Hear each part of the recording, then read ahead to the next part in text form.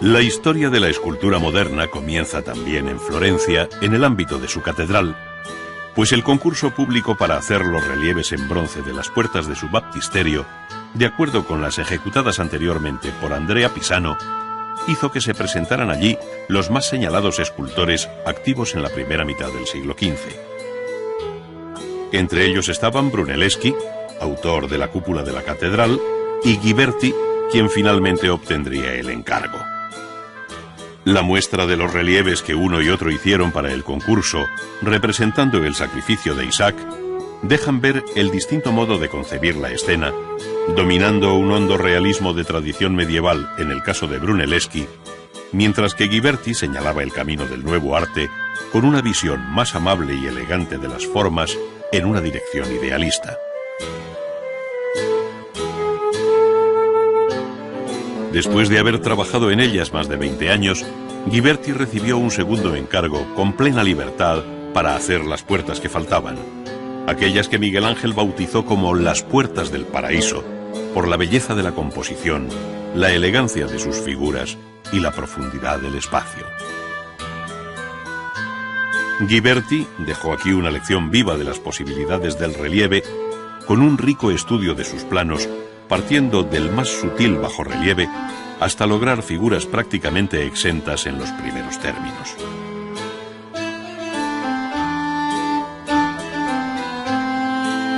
El relieve tuvo otros seguidores sobre diferentes materiales y técnicas,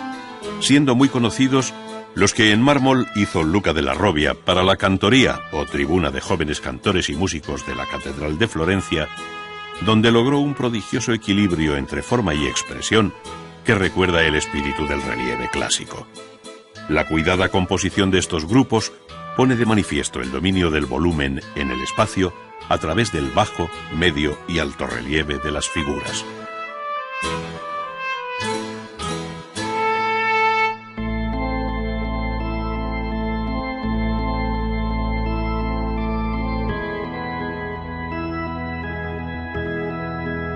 El nombre de la familia del La Robbia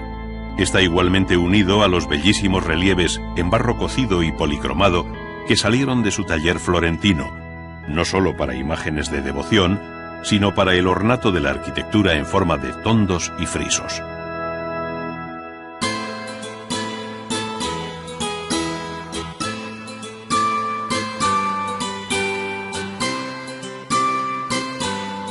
Además del relieve, la escultura italiana del siglo XV abordó con decisión la escultura exenta o de bulto redondo,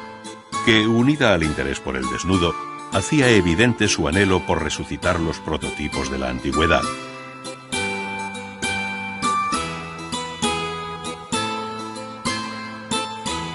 Con este espíritu surgieron las obras de Donatello, como su San Jorge, desafiante, enérgico, concebido como verdadero Miles Christi, o Soldado de Cristo, para la iglesia florentina de Orsan Michele, y que hoy se encuentra en el Museo del Bargello, en compañía de otras obras de este maestro, como el amable y sinuoso bronce del David adolescente.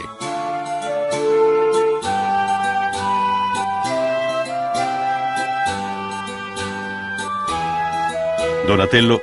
supo abordar todos los registros posibles de la escultura, desde el retrato hasta la imagen de devoción en clave realista, pasando por el relieve, en el que dejó constancia de su dominio de la perspectiva.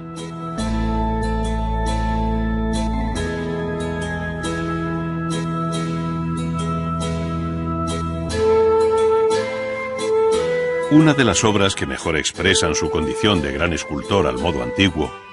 es el monumental retrato ecuestre del condottiero Gattamelata. Inspirada en el de Marco Aurelio de Roma, la obra de Donatello se levanta como monumento público en una plaza de Padua,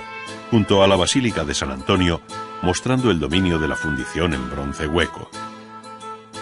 Esta fue la primera obra de porte monumental que se hizo por el sistema de cera perdida desde la antigüedad, siendo imitada en la segunda mitad del siglo XV por otros escultores, como el Verrocchio, a quien se deben otra serie de importantes obras realizadas en bronce y mármol.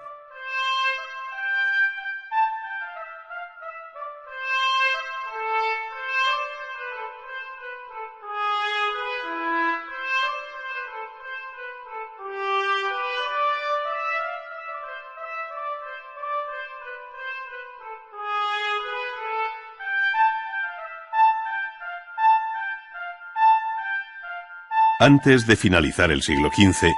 otro gran escultor florentino, Miguel Ángel Buonarroti, ya había hecho obras tan notables y diferentes como el relieve de la batalla de los centauros y los lapitas, imitando el barroquismo compositivo de los sarcófagos romanos, el Baco ebrio, siguiendo la gran estatuaria clásica, y sobre todo, la universalmente célebre Pietà del Vaticano, una de las obras más bellas que jamás haya salido de las manos de un escultor. Su composición piramidal y el suave modelado del cuerpo desnudo de Cristo sobre los pliegues de las ropas, así como la contenida expresión de rostros y manos, alcanzan un excepcional equilibrio entre emoción religiosa y pagana belleza. El mármol no tuvo secretos para Miguel Ángel, y en los años siguientes, ya dentro del siglo XVI, inició la colosal figura de David, que en 1504 se colocó en la Plaza de la Signoria de Florencia. Se trata de la primera escultura de gran tamaño hecha por Miguel Ángel, con algo más de 4 metros de altura, en la que aborda el tema del desnudo al modo antiguo, advirtiéndose en ella la expresión enérgica y fuerza contenida que caracterizaron los años siguientes.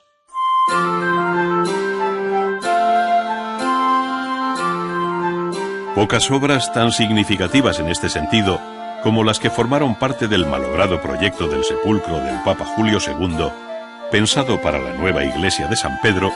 pero que hoy conocemos dispersas por varias colecciones y museos. Se trata de Los esclavos del Louvre y de la Academia de Florencia, que junto al Genio de la Victoria y sobre todo con el Moisés de San Pietro in Vincoli, formaban parte de un conjunto de 40 esculturas con las que Miguel Ángel concibió el espectacular sepulcro.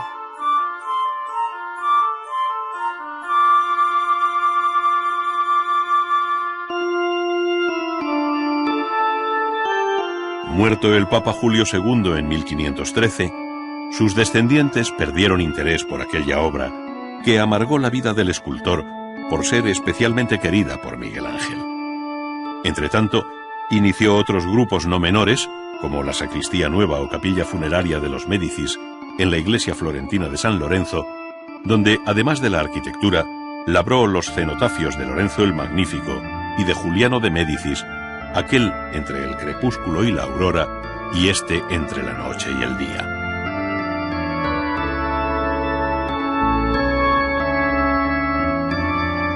Al margen de su significado en relación con la vida y la muerte,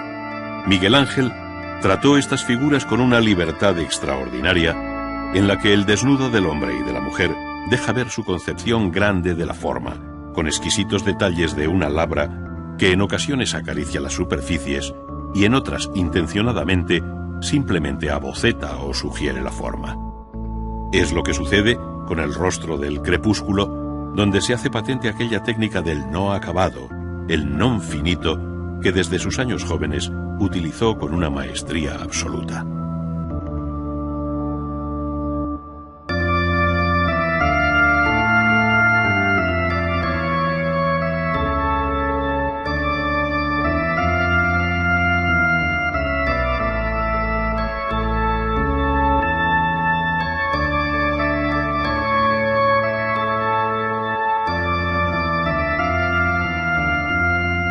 Los años finales de la larga vida de Miguel Ángel como escultor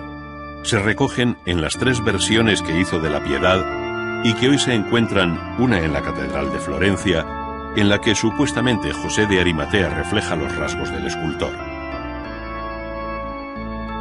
Otra, la llamada de Palestrina, en la Galería de la Academia Florentina, y la tercera, en el Castillo Sforzesco de Milán. Si se compara cualquiera de ellas con la del Vaticano, puede medirse el tiempo transcurrido,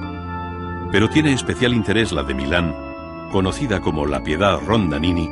por mostrarnos la insatisfacción del escultor con su propia obra, que esculpe y a la vez destruye, al variar la posición y tratamiento de las figuras, de tal forma que algunos miembros quedan inexplicablemente separados del cuerpo.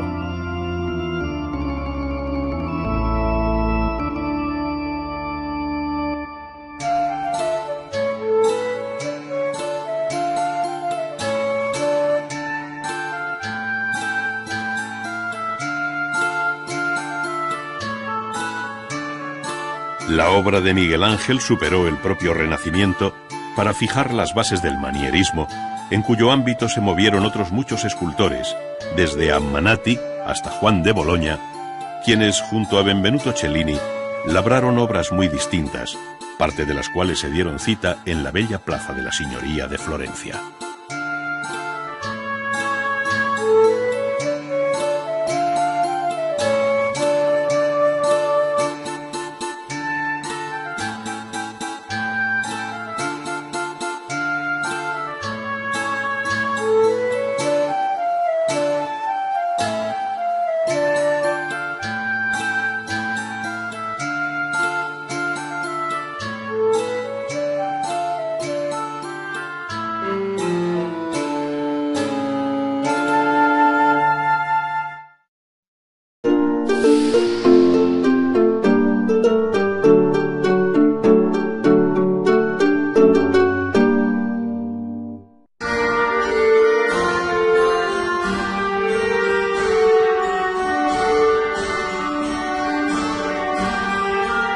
La pintura del Renacimiento en Italia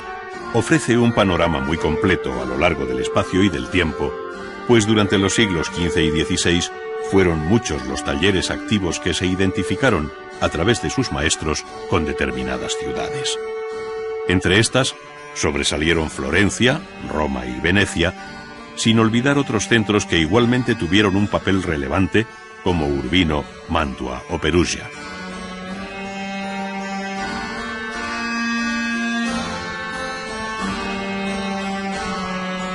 Durante el largo periodo de aquellos 2 siglos, que en Italia se distinguen con el nombre de Quattrocento y Cinquecento, fueron muchas las cosas que cambiaron, de tal modo que entre la obra temprana de Fray Angelico y la tardía de Tintoretto media algo más que el simple tiempo transcurrido.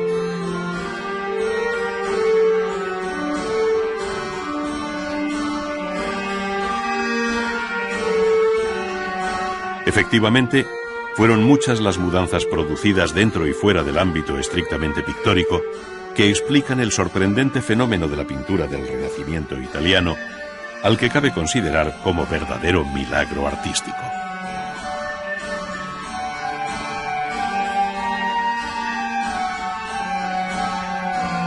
La pintura fue además para el arte del Renacimiento una referencia obligada como campo común de experiencias de cuyos resultados se nutrieron todas las artes hermanas. En ella se desarrollaron, por ejemplo, los principios básicos de la perspectiva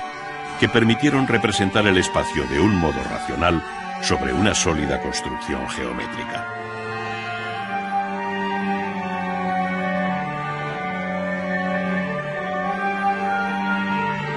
El dominio del espacio significaba no sólo poder representarlo en sus 3 dimensiones como espacio vacío,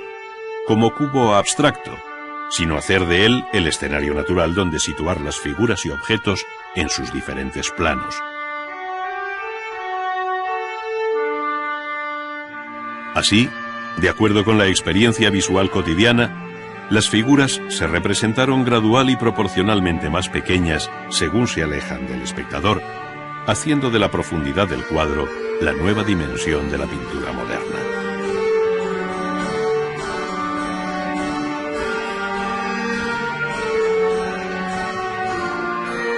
Desde muy temprano, hombres como Paolo Uccello o Mantegna se dedicaron a la construcción del espacio, poniendo en práctica determinados principios de la perspectiva y mostrando las figuras en atrevidos escorzos, primero en reposo y más tarde en movimiento.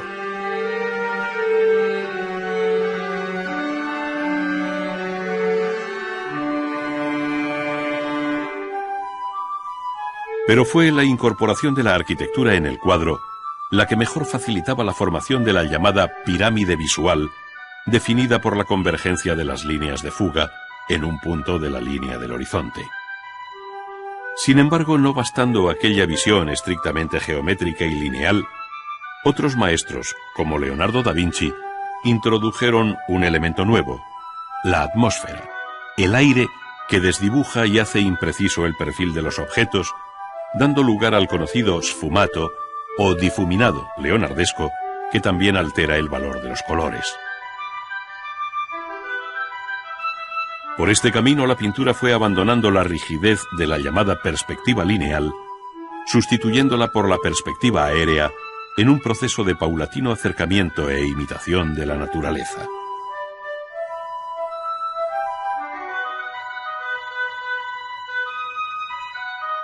El dibujo y el color habían sido históricamente la base de la pintura, pero ambos fueron para los artistas del Renacimiento objeto de un riguroso análisis hasta el punto de crear dos tendencias muy marcadas dentro del arte italiano, especialmente en el siglo XVI. Una, vinculada a Florencia y Roma, donde el dibujo parece guiar al pintor, y otra, la veneciana, donde las manchas de color eclipsan la presencia del dibujo.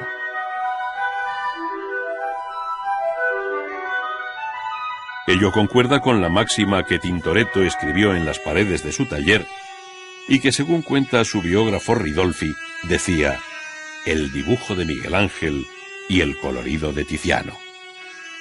Así resumía lo que ambos maestros significaban al cerrarse el siglo XVI.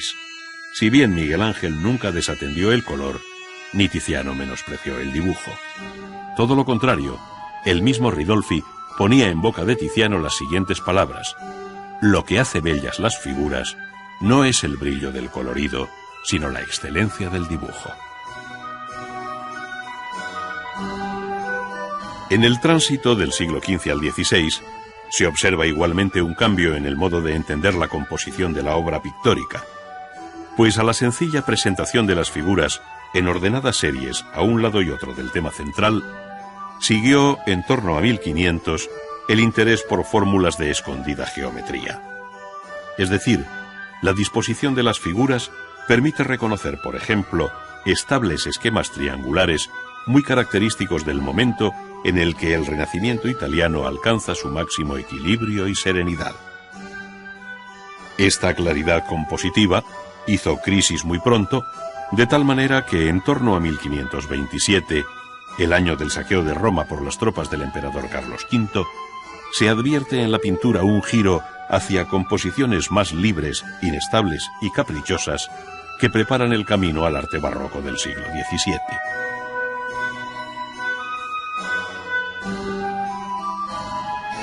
Es, en definitiva,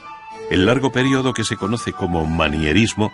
en el cual se tiende a imitar y mezclar los modos y maneras de los grandes maestros del pleno Renacimiento con un claro espíritu ecléctico.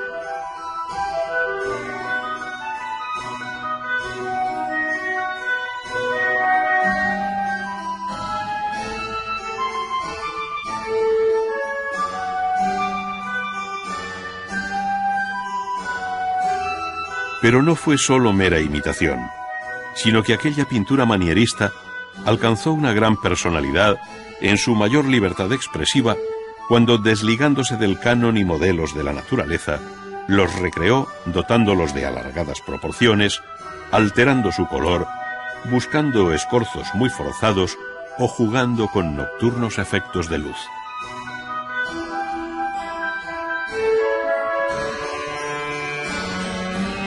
A todos estos cambios contribuyó de forma muy positiva el paulatino abandono de la técnica al temple sobre madera por el óleo sobre lienzo para los cuadros de caballete.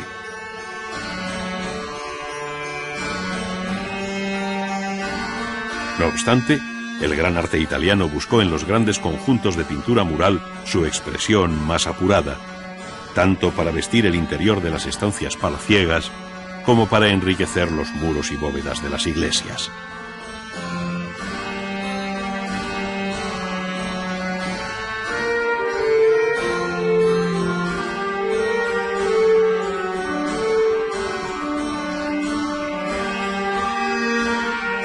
Con aquella técnica al fresco pintó Miguel Ángel la Capilla Sixtina,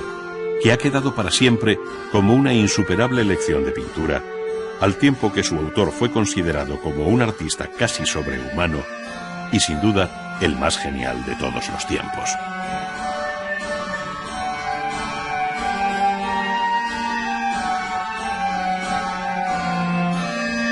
Giorgio Vasari, en sus vidas dedicadas a los maestros del diseño, ponderaba así a Miguel Ángel: quien, entre los muertos y los vivos, se lleva la palma supera y oscurece a todos, es el divino Miguel Ángel Buonarroti. No solamente tiene la primera... La historia de la escultura moderna comienza también en Florencia, en el ámbito de su catedral, pues el concurso público para hacer los relieves en bronce de las puertas de su baptisterio, de acuerdo con las ejecutadas anteriormente por Andrea Pisano, hizo que se presentaran allí los más señalados escultores activos en la primera mitad del siglo XV. Entre ellos estaban Brunelleschi, hizo Luca della Robbia para la cantoría o tribuna de jóvenes cantores y músicos de la Catedral de Florencia, donde logró un prodigioso equilibrio entre forma y expresión que recuerda el espíritu del relieve clásico. La cuidada composición de estos grupos pone de manifiesto el dominio del volumen en el espacio a través del bajo, medio y alto relieve de las figuras. Ghiberti dejó aquí una lección viva de las posibilidades del relieve con un rico estudio de sus planos, partiendo del más sutil bajorrelieve hasta lograr figuras prácticamente exentas en los primeros términos.